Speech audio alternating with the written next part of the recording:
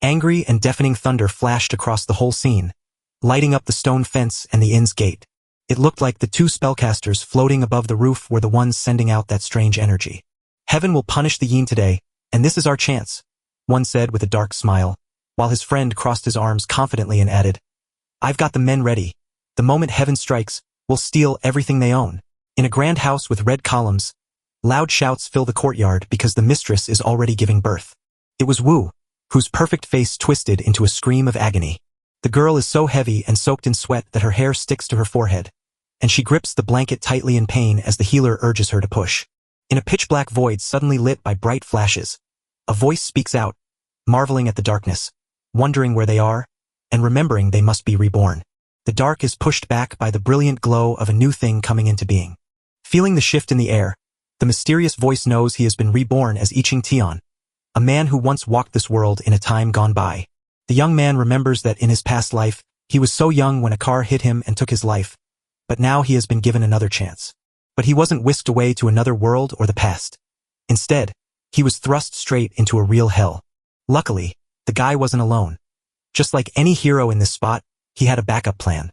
While the boy mourned his past, his would-be mother still waited in suspense as the maids tried to ease her pain.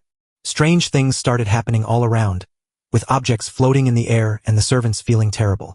Unable to handle the tension, the girl fainted, only to wake up hearing someone ask why the sky was unleashing its fury on them, just as Yezi stood under dark, stormy skies with lightning flashing around him, raising his sword to lead his people in a desperate fight. The man refuses to accept the heaven's will and urges everyone to fight back against the sky. But heaven's sheer strength is far greater than theirs, so the rebels get hurt, their courage fades fast, and they fall. The sky unleashes a mighty bolt of lightning right onto the roof of the unlucky house. Even in the dark, the light waves are slowly reaching Wu Suzu. "Damned if I'll wait for you to kill my mother and clan." So sensing the danger, I finally stepped forward to save everyone. With the room bathed in his bright blue spiritual light and the moon's red glow, I Ching Tian floated smoothly out into the air. In a rage, he shouts, "Who runs this place? Come out and face your end." Then, hearing his words, the mysterious man wraps himself in power and soars into the sky. He looks furious with furrowed brows, daring anyone to look down on the sky while his long hair whips around him in the wind as a powerful, threatening presence radiates from him. But the boy isn't just a helpless baby. He fights back with words because they attacked his mother and tried to stop his birth, and in his tiny hands, he holds a whip made of lightning.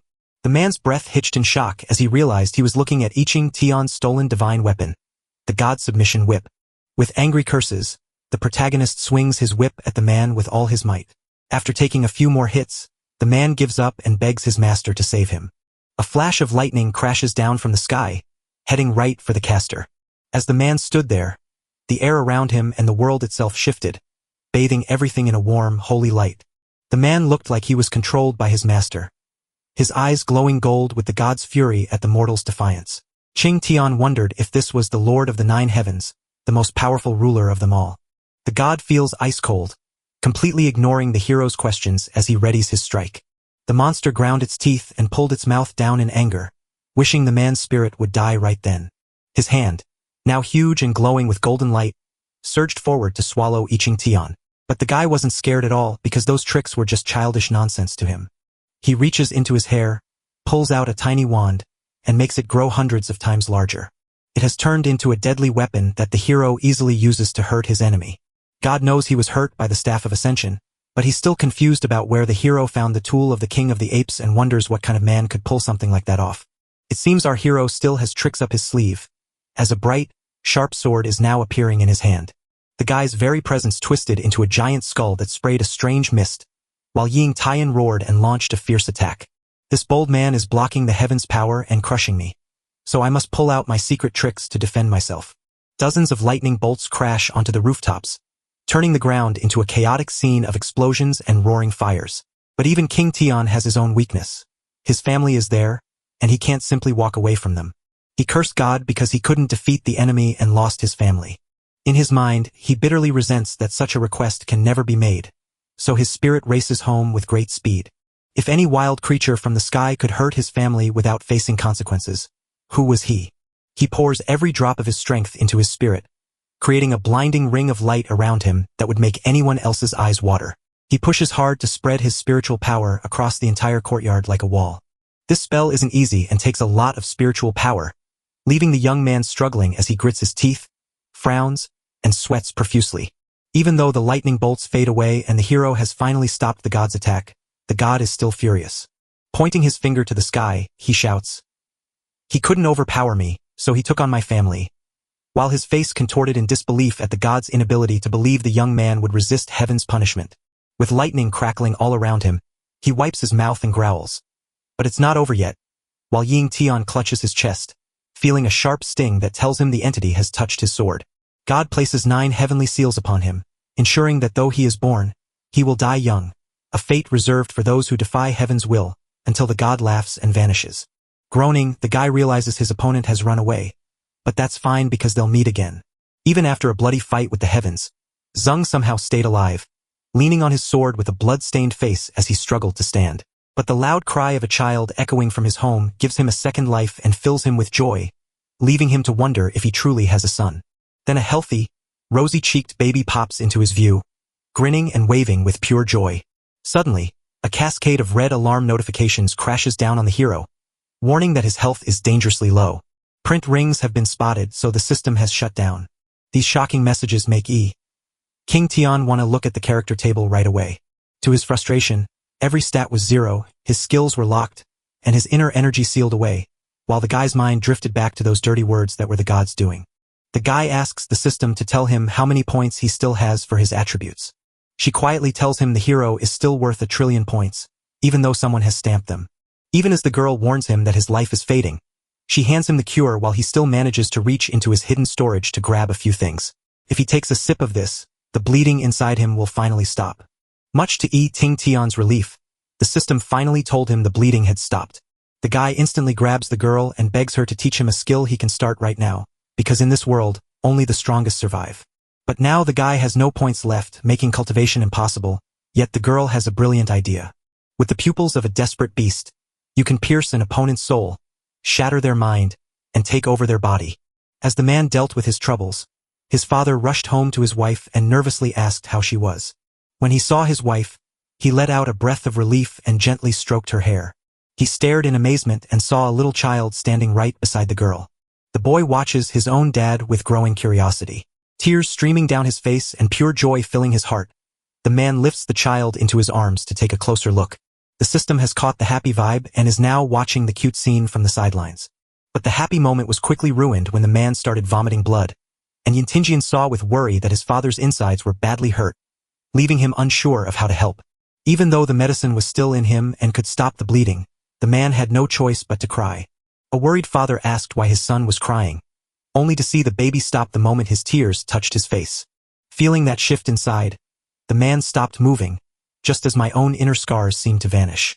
Suddenly, the idol is cut short by Ye Hiang, a follower of the clan, who bursts into the room screaming that the 4 great clans are coming to kill everyone and steal their land. Those words made the man so angry, he couldn't help but wonder how many lives they had left.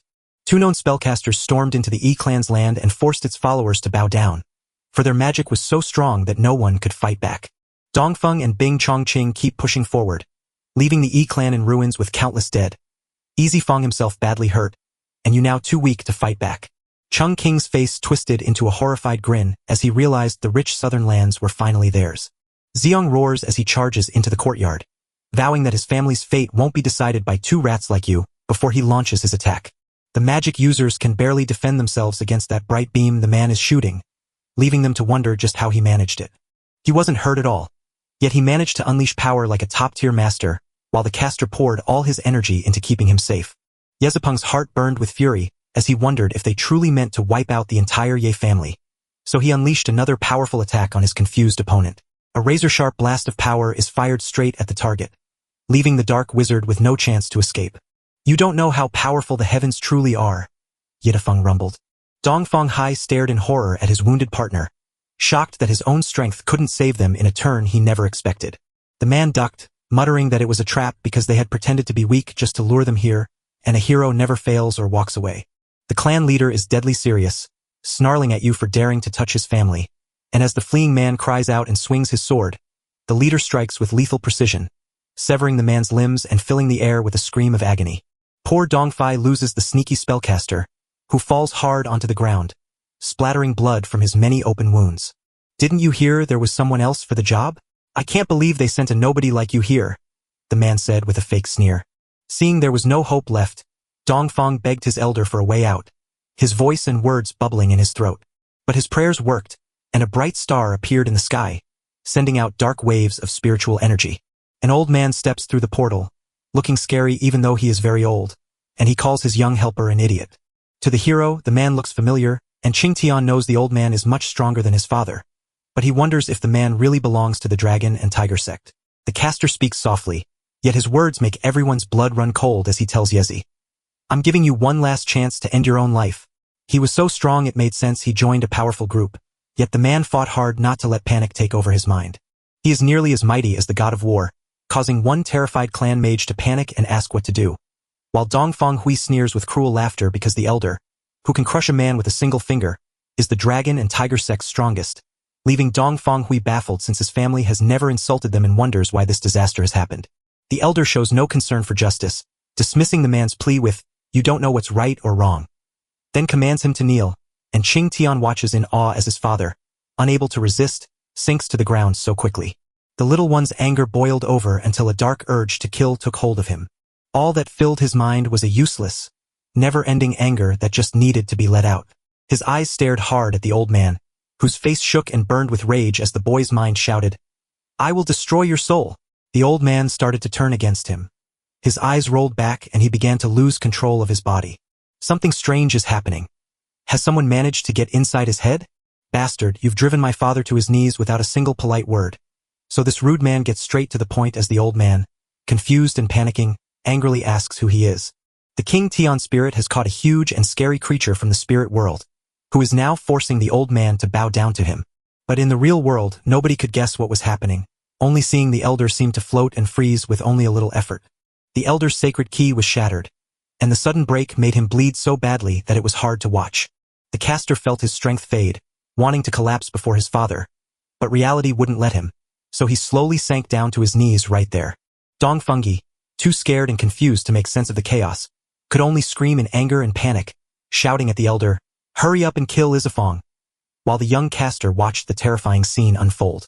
The old man wept in despair, begging with all his heart to stay alive and promising never to enter the Yi family's land again. The clan elder started wandering into wild guesses about why the other elder called him emperor, wondering if he'd finally lost his mind. As the old caster started making excuses, saying he only came because a heavenly decree forced him, Qing Tian simply held out the paper and declared that anyone who dares to insult him must leave this world, no matter where they claim to be from. He commands the elder to die, and a split second later, the caster is ripped apart by his own spiritual power. Dongfeng was so stunned he couldn't speak, for in the Ye family truly lies a power as vast as an emperor, something that should never happen. Seeing the caster was distracted, the clan leader grabbed him with a bare hand and slid across his chest, knowing that if his master died, he had to die too. Finally, he's all figured out and can finally relax. So Yeezy looks at his son with pure love and pride. But his eyes saw not what he expected to see. Instead, his son's face twisted into a silent scream. A cold sweat broke out on the man as he frantically ordered a doctor, wondering what had happened to his son.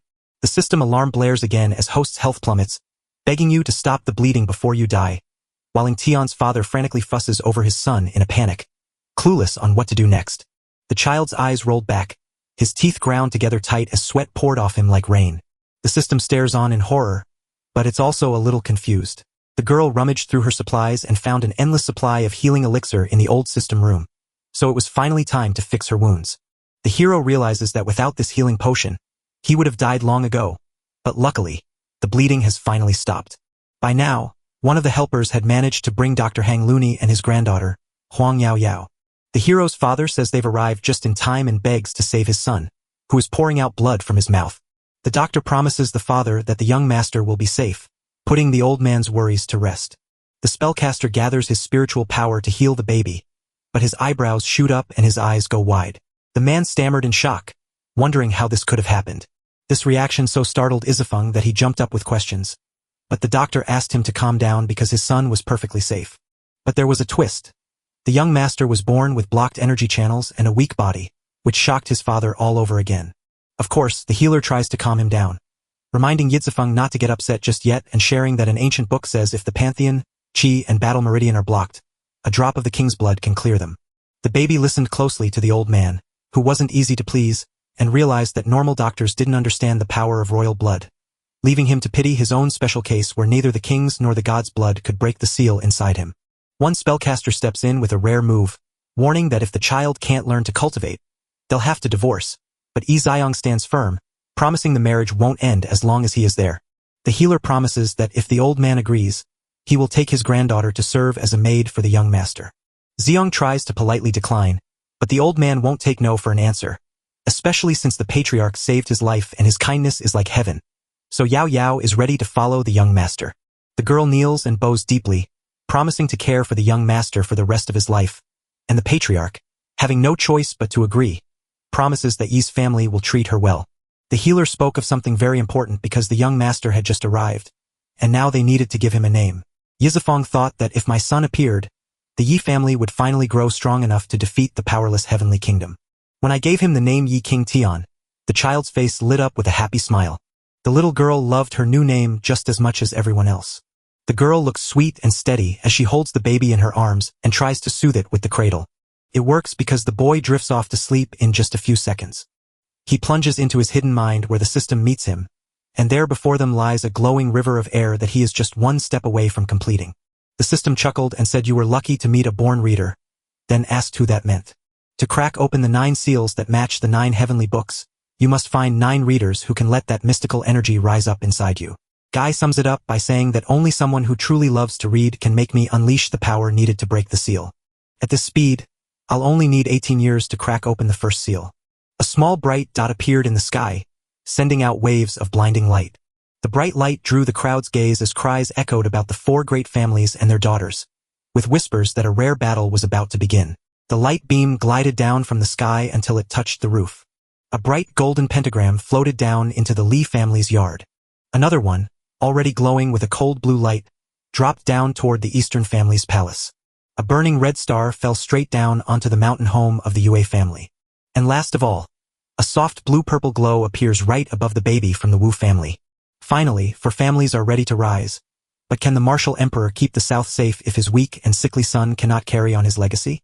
His son has a thin frame, but the young women from their 4 families are all rare martial arts talents, and since his strength will awaken in 18 years for a special ceremony, they believe his family deserves the rich southern land and hope to show them what they are worth. 18 years has been enough time to build an elite force that the Ye family can no longer fight, and the clan leader grinned with a wicked look.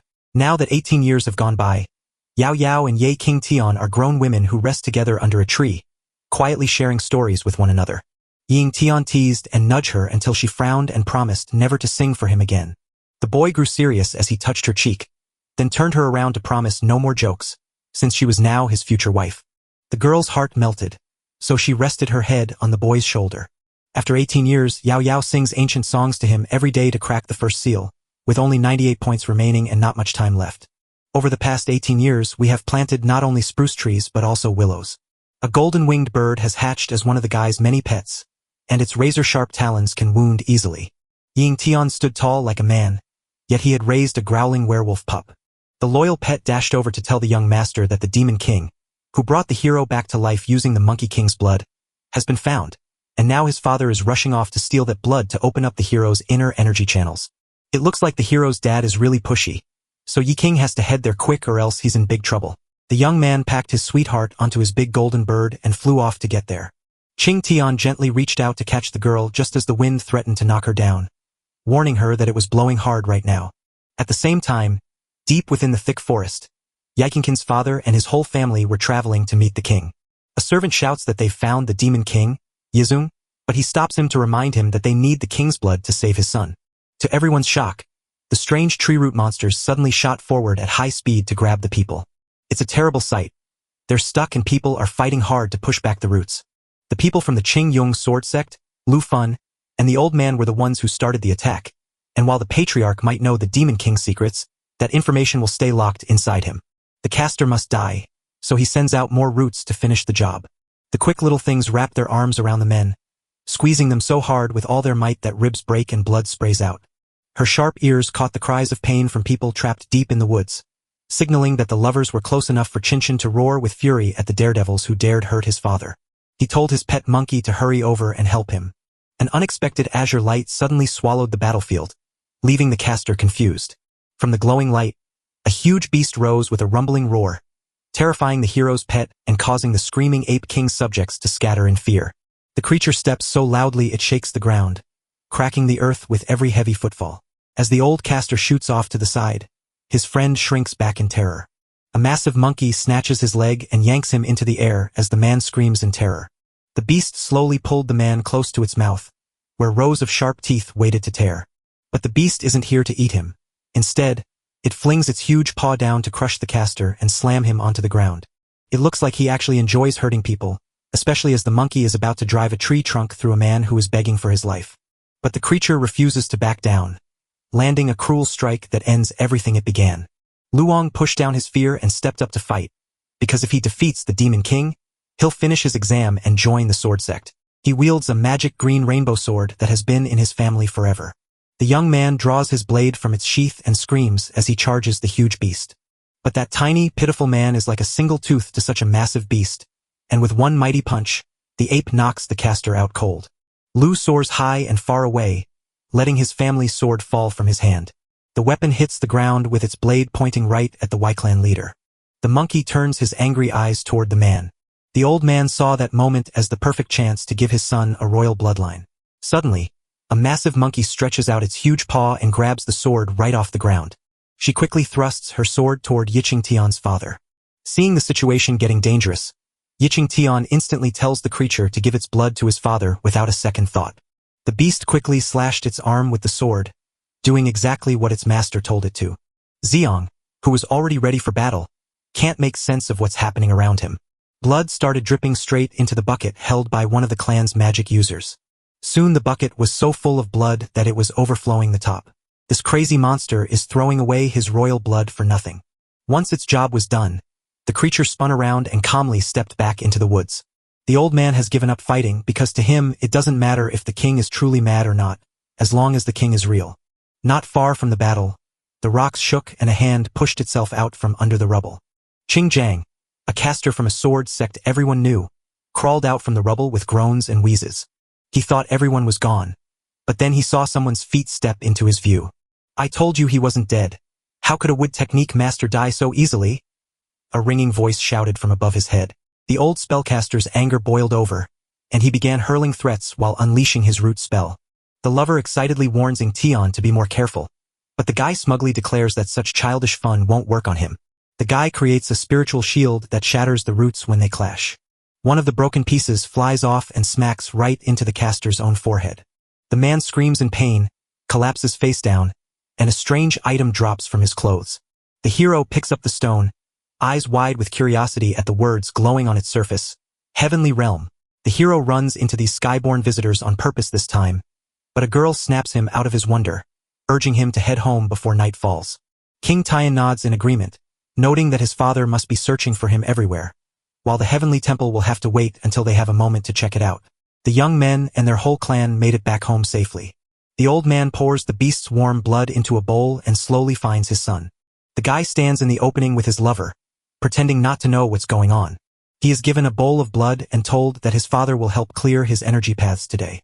Yitsuong points happily at the bowl, promising that a sip of the royal blood will make him a mighty cultivator. The boy steps closer to his father, his voice wobbly as he warns that the plan might fail, but his dad won't back down, insisting they try anyway since there's no other way to find out if it works. The guy nods in agreement but adds one catch. He'll have a drink, but so must his dad and the rest of the family. Xiang asks his son if he means it, and the boy nods with a confident smile. The patriarch barks an order for the servant to call everyone in right away. He set it up this way because he has no royal blood to give, but he knows the family will need it someday. They drank until they felt strong. Half an hour later, everyone is gathered in the hall, and after a toast, the family elder pours a drink for everyone to celebrate the young master's bright future, and the crowd cheerfully lifts their cups higher to honor him. The young man reaches into his pockets and pulls out a glowing pill that seems to come from somewhere strange. After the final battle drained his father's strength, the young man seized the chance to help by tossing him a blood pill. He pretends to show his father respect by swapping bowls of liquid. The old man smiles with joy and promises to drink every single drop of it. Iching Tian watches closely as his father finishes every last drop, and judging by his steady breath, the new power is about to appear. Xiong wiped his mouth after finishing the whole cup and felt something strange humming inside him. Power surged through me, sending a sudden jolt of goosebumps racing over my skin. The man started in panic, but seconds later, he was flooded with joy and a powerful, holy energy that made him feel light and wonderful. The whole area around the house was wrapped in lightning as Yang finally broke through to become a god of war. Patriarch Zhang peered out the window, saw the lightning flash, and wondered if someone from the Ye family had finally reached the mighty god of war level. The man climbed onto the wagon and led his whole troop of knights toward the lightning, with the wind howling wildly around them.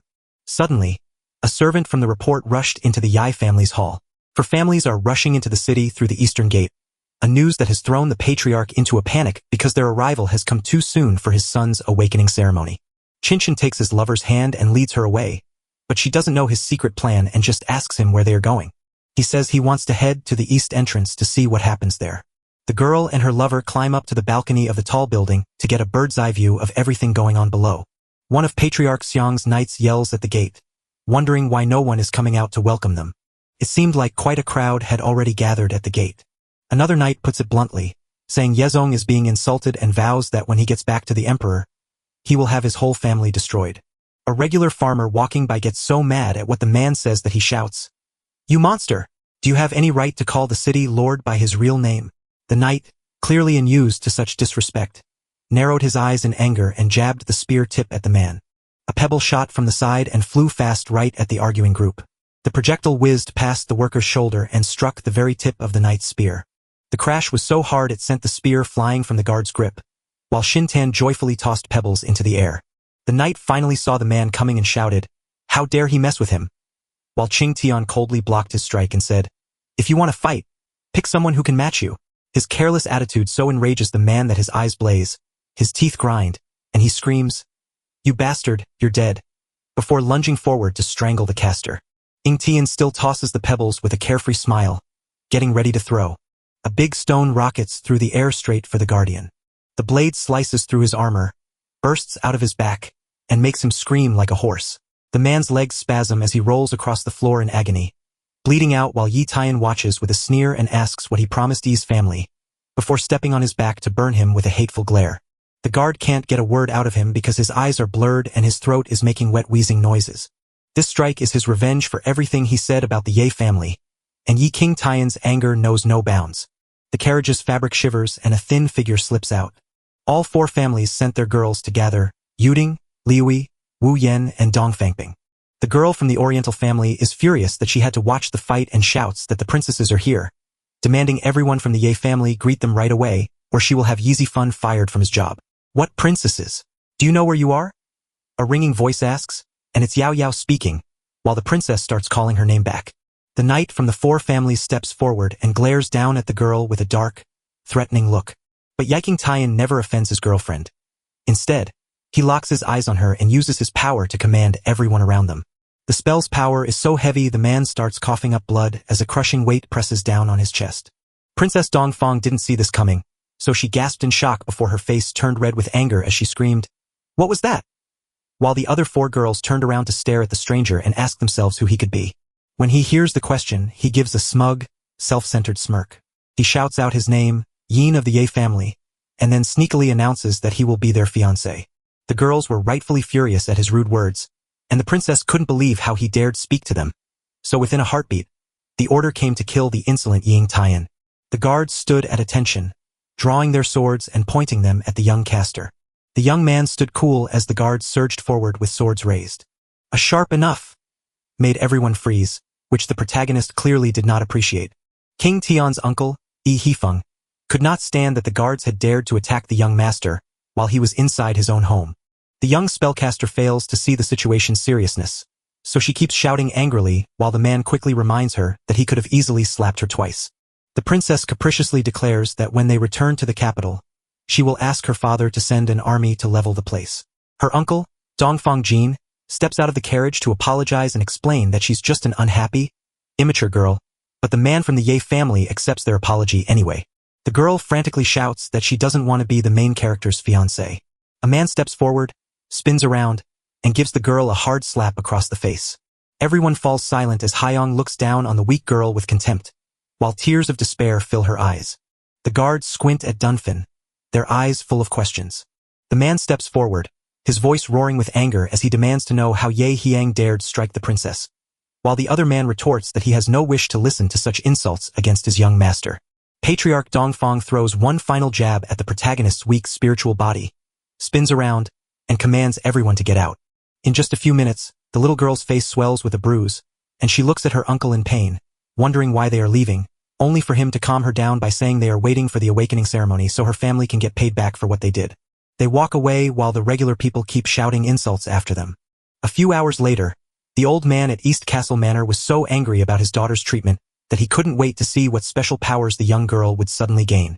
The other patriarch started explaining that he'd found blocked pathways in the young caster, wondering how anything could ever wake up during the day. The family leader grins wildly and asks his brother what he thinks about it. One person nods and agrees that he definitely feels the same way. If the awakening doesn't work, their family can say no to the wedding, and Zeong will quit his job. Another family head stepped forward to seize the chance, while his son quietly wandered the city planning to kill him. Suddenly, a creak in the door stops them from finishing their talk.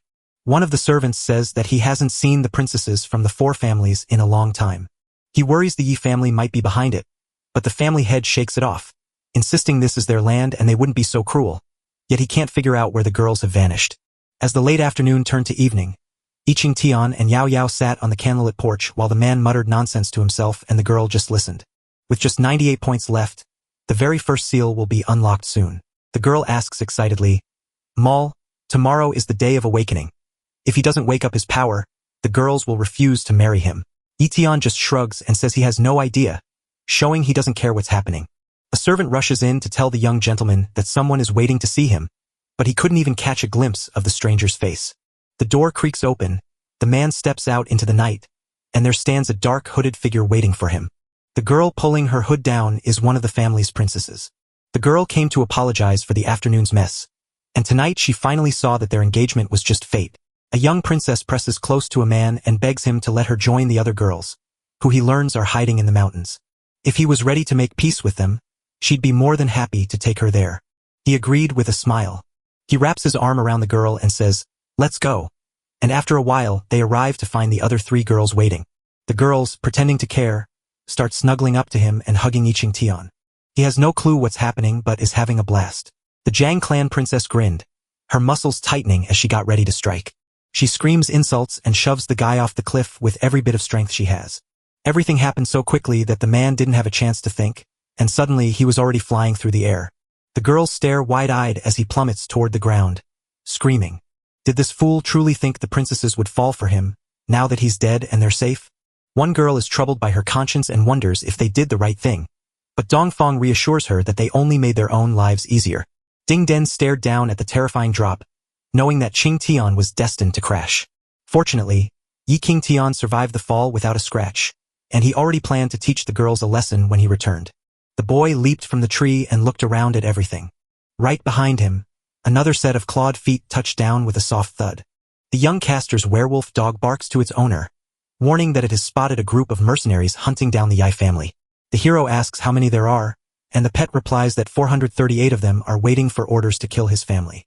Iching Tian sneered and summed it up. Then it was time to begin. The werewolf knew the order and stepped back from his chair.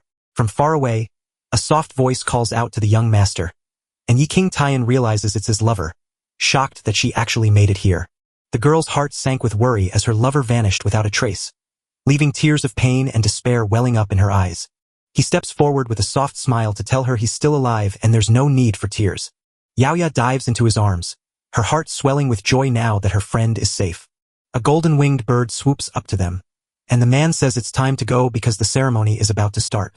As evening fell, crowds from every town and village gathered to catch a glimpse of the young master.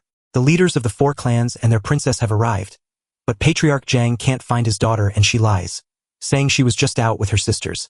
The heads of the Ye family watched the crowded river of people flow below from their high perch. Ying Tian's uncle tells his brother that his son vanished last night, and, even though he has sent people to look, they haven't found him yet. The old man's anger flared up, and he started to wonder if this was really the family's fault. He demands a deeper search because if anything happens to his son, no one will get away with it. Meanwhile, Princess Dongfang looks around with a satisfied smile, knowing the show is about to begin and wondering what fate awaits your family. The crowd starts to mock the patriarch, sarcastically asking why the awakening ceremony hasn't begun since it's already late, while a man nearby supports him by guessing someone is too scared to show up. A wave of hate and insults sweeps through the crowd as people eagerly join in, hurling nasty names at Yiqing Tian.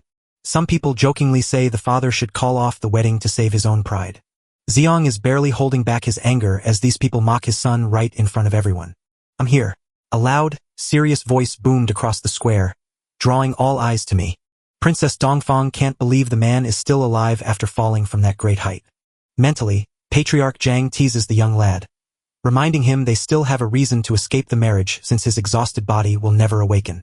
Xiang, grinning with satisfaction, walks up to his son and teases him for acting scared, but the boy quickly denies it, claiming he was just walking normally. The girl heard what they were saying but still didn't get why he had gone to find his father. Patriarch Zhang insists that Patriarch Ye begin the ceremony immediately, since the young master has already arrived. King Tian agrees, and his father comforts him, reminding him that even if he can't master martial arts, there are plenty of other paths to success. The hero begs Yao Yao to sing her ballad one more time, and the girl beams with joy as she gladly agrees. As every word and sound leaves the girl's lips, the remaining points drop until they hit 0. 18 long years have passed, and the seal is finally broken. The man turns his furious gaze toward the heavens, shouting that they can no longer contain him, until he bleeds out and dies. Just as the sun was shining, the sky suddenly turned dark with heavy clouds, and thunder crashed so loudly it deafened everyone. Lightning and anger crackled around Guy as he spoke to the crowd. "You wanted to kill me? It's a shame, but you won't get another chance." Guy asked the system how many attribute points he got when he broke the first seal. He receives 1 billion, but frowns at the small amount and asks to add it to his health. Yiqing Tian's health started to get much better very quickly. After he renewed his powers, he felt great because he was now invincible with no one as strong as him. The sky, which had turned dark against him, suddenly felt Yian's new power and struck with angry lightning across the whole land. The boy leaned in to inspect the force, realizing it wasn't some punishment from the heavens, but something else entirely. Is the hero's blood holding the key to everything? Qing Tian leans in and asks the system if it can see what's happening. Steel read first-level martial arts on the sign, and the gawkers laughed at him, calling it the worst level of fighting they had ever seen. People were scattering and speaking cruelly, but Patriarch Zhang couldn't believe it, especially since the guy looked so thin that he surely couldn't have mastered even a basic martial art. There are 9 martial arts classes, with the 9th being the strongest, but since the hero is much weaker than the girls, he can't be their husband. Qing Tian looked odd because he had only opened 1 seal while the other 8 were locked, blocking all his skills and making it impossible to reach a normal level of martial arts. The guy asked the system to pop up a panel showing all his properties. Once the synthesis is done, you'll unlock martial arts, the life cauldron, and one of the 9 special cauldrons, plus new desperate skills and attributes. He asks the system what an extra cauldron of life means, but the girl only dares to suggest it has something to do with his new body. As Yiqing Tian thought deep in his mind, the crowd kept shouting insults at him, which made his uncle furious, especially since the young man was a 9th-level master known as a martial emperor. People are screaming that the first level is too degrading and that marriage should be scrapped, and Patriarch Zhang is right there shouting along with them. When the caster's patience finally snaps, he unleashes a blast of spiritual energy straight at the patriarch. Since the man was caught completely off guard by the sudden attack, he never had a chance to protect himself. Zung speaks with confidence, promising that even if his son cannot cultivate, they will not abandon his quest for a wife. The angry patriarch slams his hand over his heart and shouts that Yaifeng wants to start a war between families. But Yaifeng laughs and says he isn't scared, causing the patriarch to immediately call for his guards. 8 war emperors, 39 war warriors, and 70 war kings couldn't possibly be counted as the strongest, so the patriarch must have taken the entire Ye family into account. Every clan member drank the king's blood and surged forward in power, leaving other clans far behind and leaving them unafraid. Yiqing Tian begs his father to let him take charge, convinced that, as a young man, he can handle things much better. Yao Yao tells her lover to be careful, and he gently strokes her shoulder to comfort her. The young man speaks to the girls, telling them if they kill him this time, it's fine to them since their marriage is now over, and they are shocked by what he says. Yao Yao isn't happy because while everyone else has reached the highest levels, he is stuck at the very first level and simply cannot fight them. Princess Dongfang begins to curse him, vowing that since he asked for it, She will kill him. The girl screams goodbye as she violently pulls the sword from its sheath and points it straight at the guy's face. The sudden lunge was so sharp it grazed Yikin's forehead, drawing blood. The scary sight made Yitswang's skin crawl, so he lunged forward, screaming his son's name. He didn't act alone because his brother did the exact same thing, showing they were a team with a shared purpose. While everyone around him is shocked and worried, Yiching Tian just stands there, frozen as if he hasn't moved at all. Though the injury has weakened his health, he tells his loved ones not to worry. To everyone's shock, the boy's wounds were already healing, and his face suddenly glowed like the sun. The young man teases his opponent, asking her to try again, but the girl stands there in shock, wondering how this could even happen. His eyes turn icy as he whispers, "Can't you decide?" Then shouts, "Let me help you," before sliding onto the princess's sword. The move was so sudden the girl froze, unsure of what to do next. But the guy keeps making fun of her and asking for more hits, so people start wondering if he's just a ghost or an illusion. Clearly angry at what Ying Tian said and did, the girl shoves him away and slowly draws her sword. But Yiking Tian only finds this amusing, watching the princess's reaction with a half smile. The girl warns that if he ever gets close to her again, she'll kill him, but the hero just laughs and says she can't do it alone, so they should try to do it together. The girls grip their swords and step forward, refusing to let such a perfect chance slip away. The serious-looking princess from the Li clan said that he himself had asked for it. She leaps high into the air with a deafening cry of pain as he strikes down the defenseless Yiching Tian.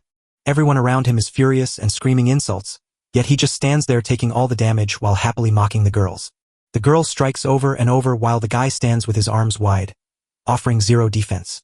The Li family princess slashed the hero's chest with her sword, dealing a crushing blow that drained over 2,000 health points from him. The crowd watches in shock and slowly turns to hate the hero for not dying, while a few whisper that some hidden power is keeping him alive.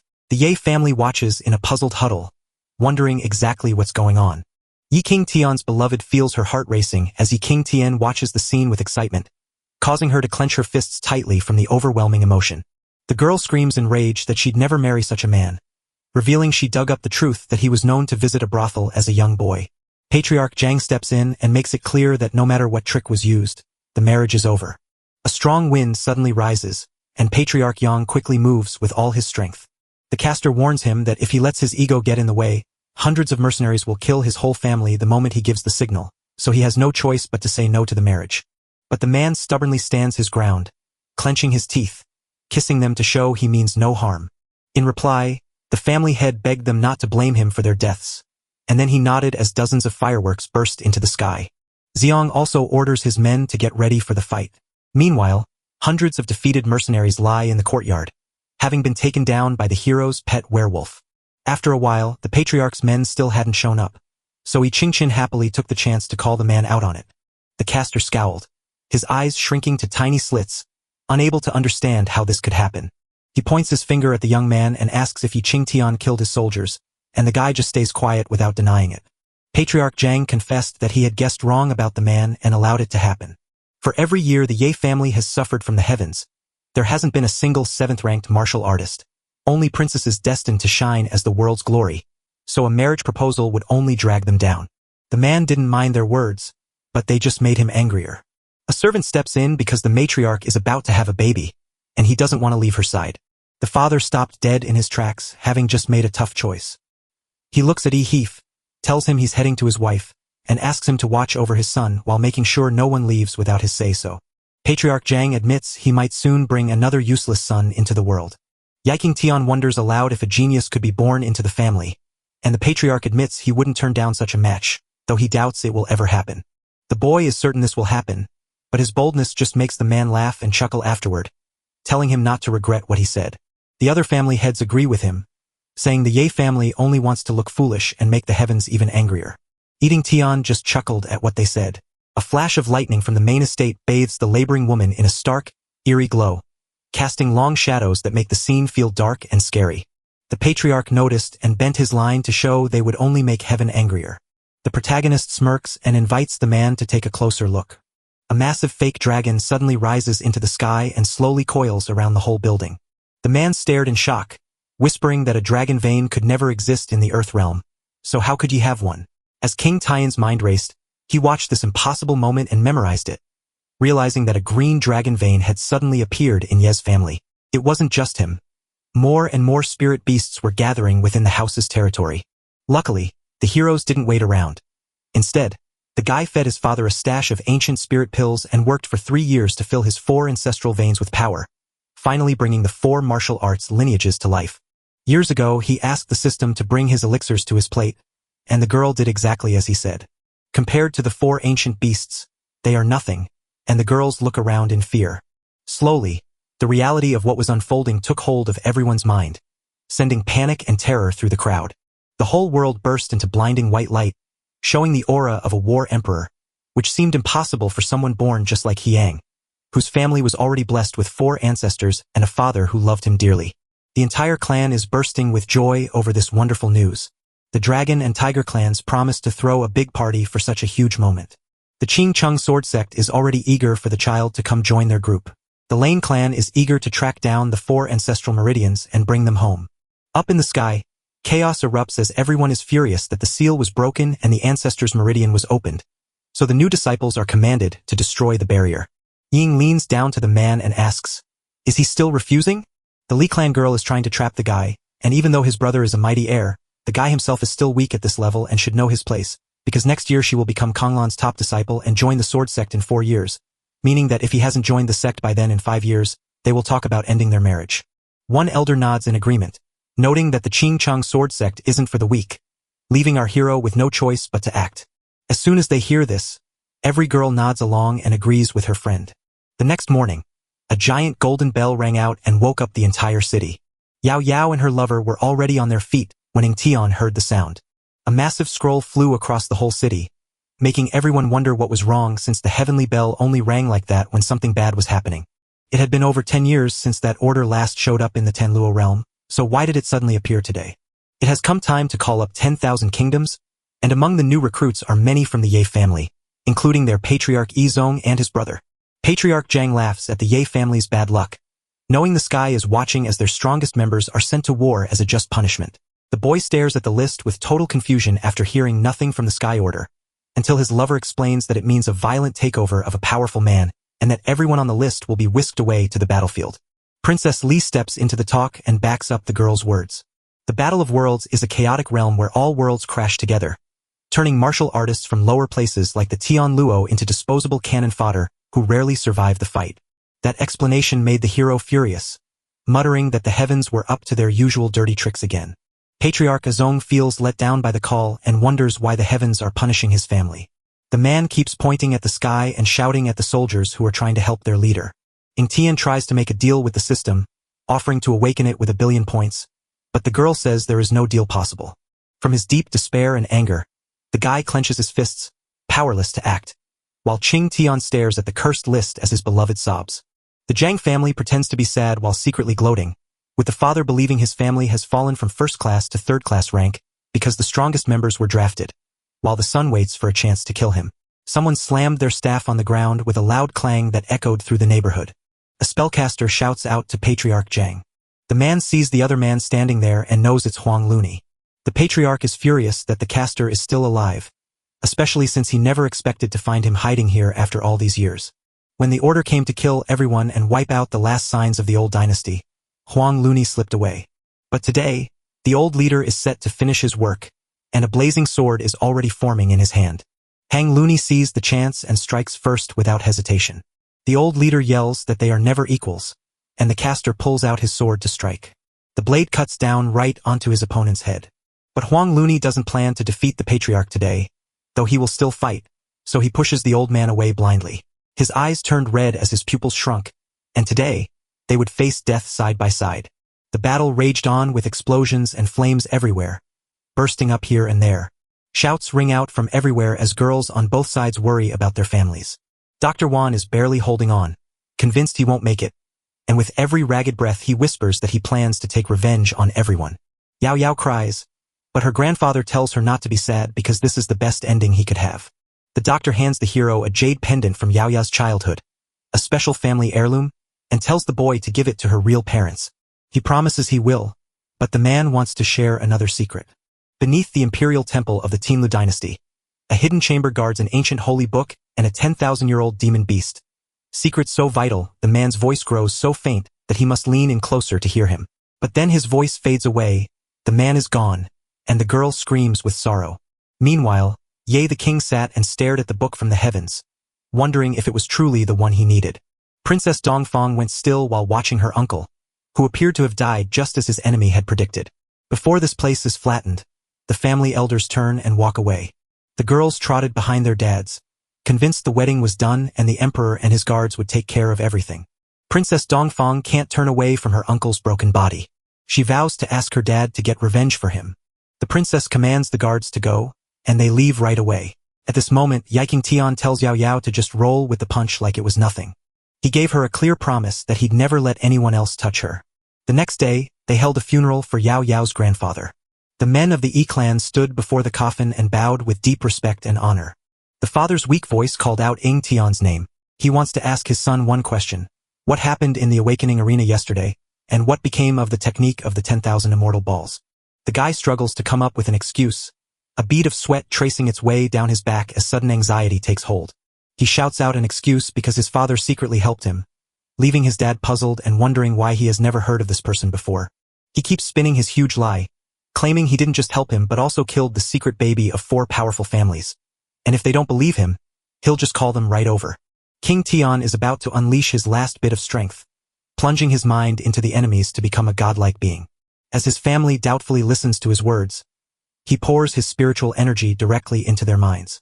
Suddenly, the men are wrapped in thick fog that has appeared out of nowhere, leaving them completely surprised by the shift around them. Suddenly, a paw comes down behind them, shaking the ground so hard it feels like the world is falling apart. The men's eyes went wide with shock.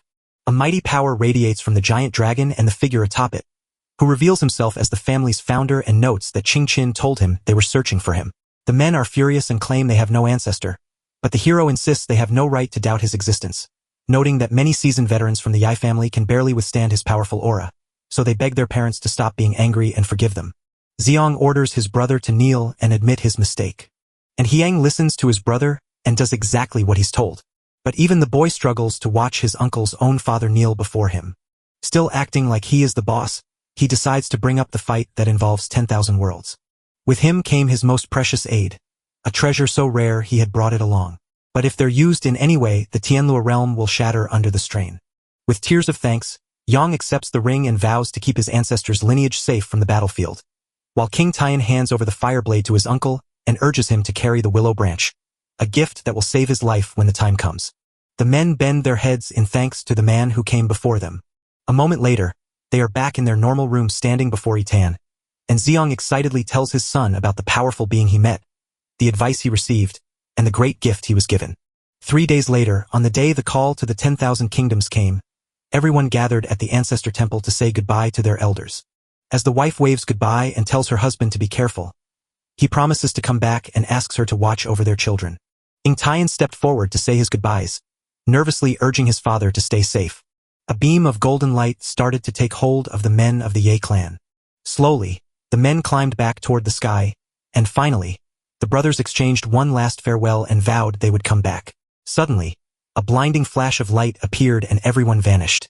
Suzu couldn't hold back her tears, so the hero wrapped his arm around her shoulder and used every bit of his strength to calm her, promising that everything would be okay. For one man, the sun rose and set thousands of times, seasons changed with falling leaves and new blossoms, and far too much time had passed. A traveler with wobbly legs stumbled up to the Yi clan gate and whispered that he had finally arrived.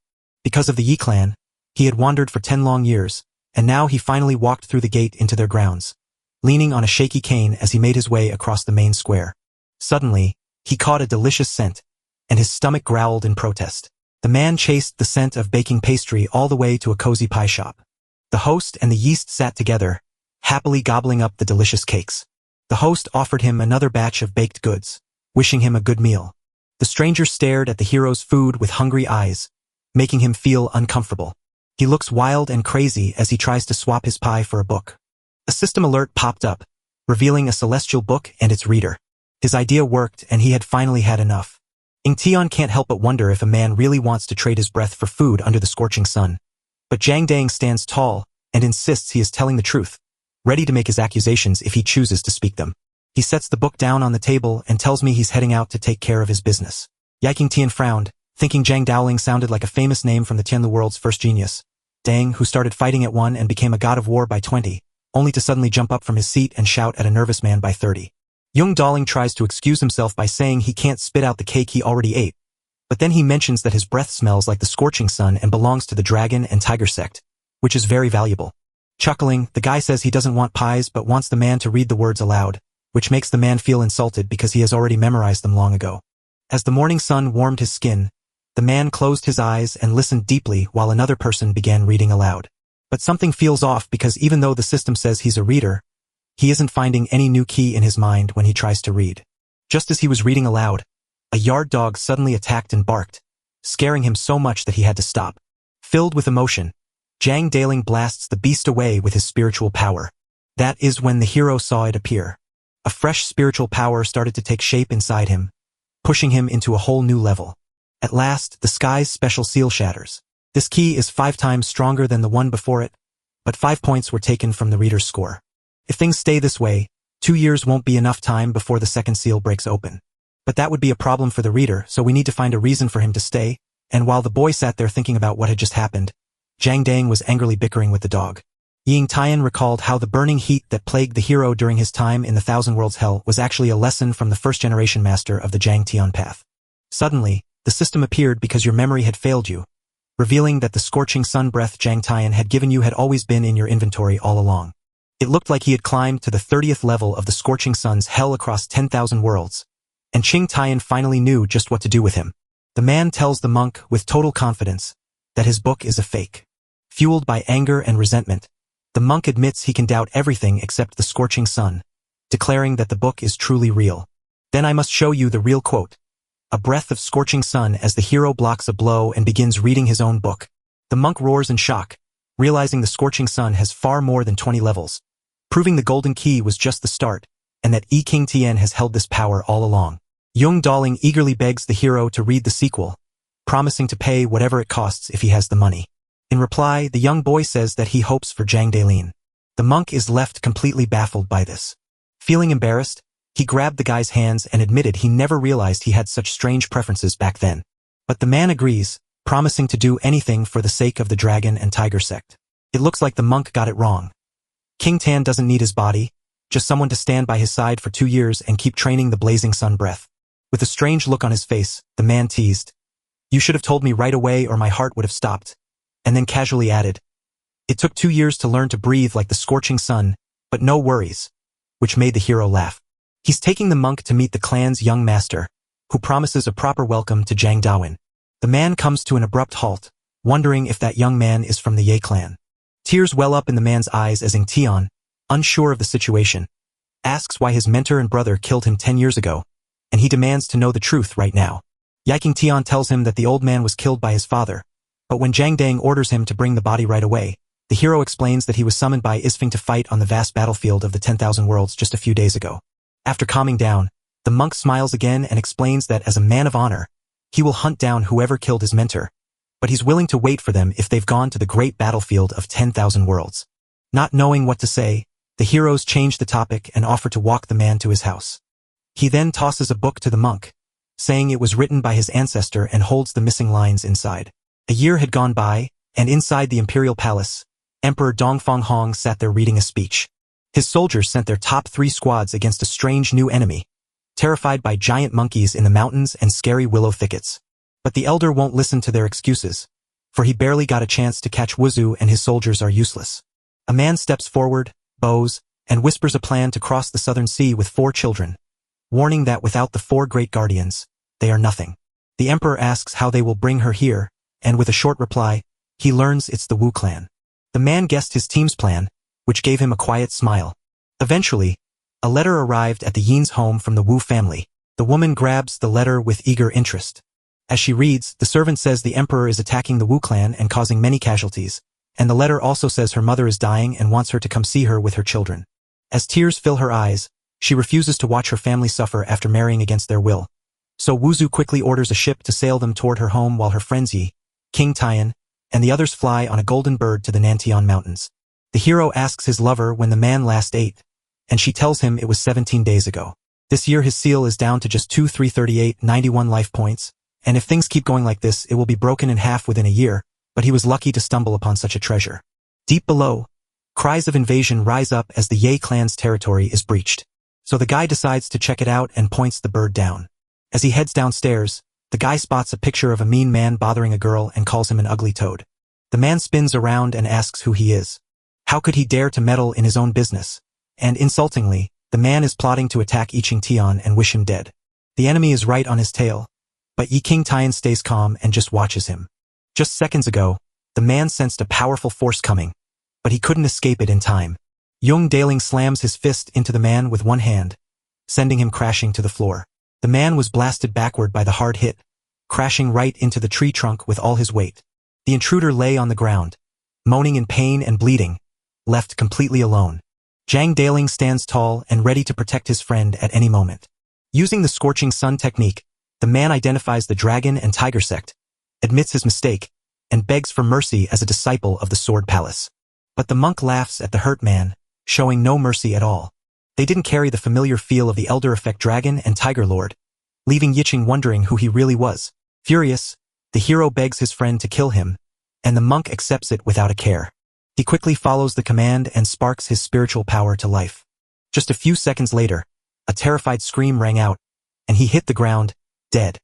Yingtian turned around with cold eyes and walked away. The girl, struck by the evil wizard's curse, flees and stands in the hero's way. With a fast and sudden motion, the guy pulls out the pill and shoves it into the girl's mouth. Luckily, the girl thinks she'll be okay, so she gulps down the pill without a second thought. Jang Daling clings to the weak girl, wondering what the young master gave her, while Yi Qingtian explains that it will help burn away the poison in her body. 2 hours later, the girl felt a bit stronger and finally opened her eyes. She felt a bit scared, but Yao Yao told her she'd be okay, and the spellcaster thanked her for helping out. Yao Yao talks about how important it is to say thank you to her lover. The girl introduces herself as Qing Xuan from the Miao Yin sect and thanks him for helping her. Ying Tian knows the girl's sect well and wonders if she knows Wan Yuan Lolo. The girl smiles, recognizing the sect's celestial, while the guy tells her she's his fiancé. Her pretty face suddenly twists into a mask of anger and disgust. She yanks her sword free from the dirt and grips the handle tight. Anyone who hurts the celestial woman must pay the price. So Qingwen drives his sword straight at the man. The guy has seen this drama play out so many times that he's no longer surprised, and he is certain he is dedicated to his fiancée. The caster leaps forward for the first strike, but the other guy slips out of the way. Qing Xuan's eyes flashed with anger at the thought of anyone insulting the celestial girl, but the man insisted nothing of the sort happened, and when Qing Xuan asked Vesta herself if she was engaged to the Ye clan, the girl pointed out that their 10-year age gap made the whole thing seem strange. Yik King Tian shifts the conversation to ask why she is here in his clan's land, and the girl replies that she was sent to find the 4 divine beasts. Yingtian steps in to question if she truly wants his siblings, while Qingwen remains skeptical that someone so highborn could actually have relatives with divine beast blood. A monk interrupts to ask if the 4 divine beasts are truly his brothers and sisters. The caster is truly hoping the kids will join the dragon and the tiger. Yi Qingtian ignores him, turns to the girl, and promises to take her to his sisters and brothers to show her he's telling the truth. The girl can't wait to see it, her heart racing with excitement. Without a second's delay, they took to the road to begin their adventure. As soon as he steps back into his home, the very first thing he does is say hello to his mom. The servant whispered that the lady packed up her children to follow the Wu clan's message, leaving her oldest son in the dark. Yingtian stiffened with fear, knowing his grandfather Wu Taihei always hated the Ye clan, and he realized something was very wrong. The guy instantly turns to his beloved, says he'll visit the clan after his mother, and when she asks to go with him, he assures her that as long as the clan is safe, no one can hurt them. The team steps out, eager to hop on board and ride along with them. Yingtian is about to call his werewolf pet, so a ball of energy is gathering in the air. A second later, the pet arrives to wait for its master's orders, and the hero commands it to guard the clan by killing anyone who tries to break in. His whole group finally caught a glimpse of his pet and were totally shocked. Yingtian called his bird to him for his next move. The girl stared in shock, wondering just how powerful this young master was to tame such fierce demons. A day later, a group of assassins gathered at the outer wall, seeing today as the perfect chance to kill the whole clan since Wuzu had stolen their 4 divine beasts and left them with no strong defenders. The gang leader leaps over with a deafening shout, ordering them all to follow him. The men wandered around the grounds until a voice stopped them and called them bold for daring to trespass on the Yi family's land. Looking at the spellcaster's scared face, You can tell this man has never met a werewolf before. Meanwhile, the beast cheerfully ate the grapes and treated the whole funny mess like it didn't even care. The men decide who he really is doesn't matter, so they're gonna kill him anyway.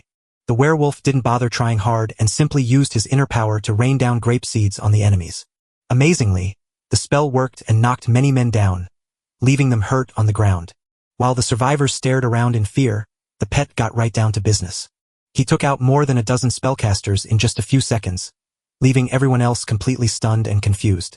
The next morning, Wuzu walked into her father's house while her children held her up. The kids are confused about why they even showed up, especially since they heard Grandpa hates them. The letter claimed the Emperor had crushed the Wu clan. Yet as the woman scanned the silent, untouched manor, she couldn't help but wonder why there was no sign of a battle. Tired, she tells the kids to come inside and look for their grandfather. As she steps through the doorway, the clan workers greet her with hostility, hurling insults and branding her a traitor. Their master really did trick her, slamming the gate shut right behind Wuzu and her children. The head of the Death Clan smilingly walks out to greet his